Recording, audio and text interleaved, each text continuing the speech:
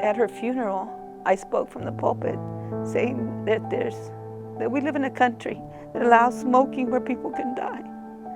And I challenged people there during her service that they needed to become involved in tobacco awareness, because I had not been aware of what tobacco had done to my own daughter.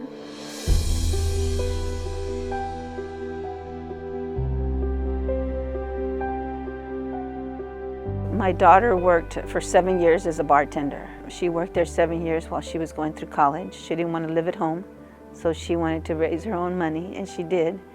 And she graduated the last year, right before her death. She had just graduated college, putting in applications to work.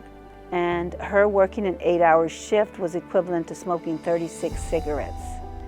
And so when I would talk to my daughter over the phone and said, "How did your day go?" She goes, "Mom, my hair just smells so bad. I hate my job, but I've got to do it because I'm putting myself through school and raising my daughter on my own."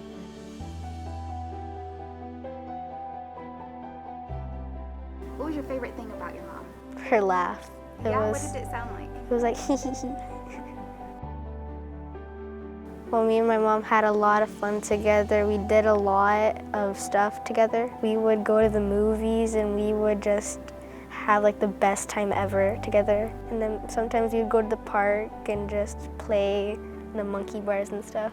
I loved her eyes, and her hair was so natural and pretty.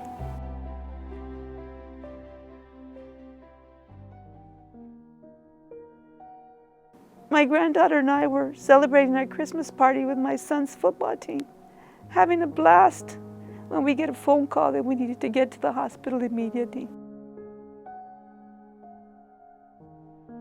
She had 2 seizures at her work. They had to bring her to after the seizures, and they took her to the hospital right across the street. Well, she didn't make it into the hospital. They had to revive her. They cut up her shirt, her work shirt. They cut it up, and they had to resuscitate her there on the floor outside in the pavement. And so when we get there, the doctors go, "She's had a massive stroke. She's had an aneurysm that exploded in her brain." He showed me the x-rays, and he says, "There's nothing to go back to this." He says, "The machines are keeping her alive." I had my granddaughter in the lobby. How do you tell a 5-year-old that her mother is no longer going to be there? So I brought my granddaughter into the room. Didn't let her see her. I just told her, "You yell at your mom and tell her you love her." And so she yelled at her mom and told her, "Mom, I love you," and she left. And I walked into the room and I told my daughter, "Don't fight anymore. I'll take care of your daughter." And my daughter's had one last tear roll down her face, and I knew that she could hear me.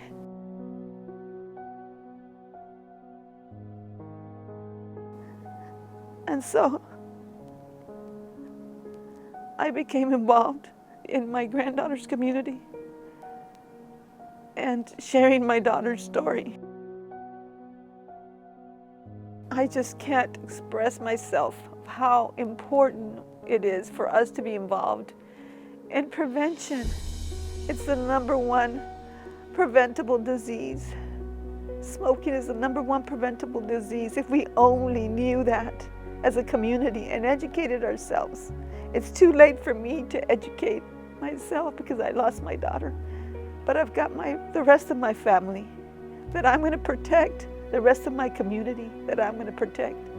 And you better believe that I'm going to be there. And I'm going to be there for the long run, because I've felt in my own heart how hard it is to lose someone.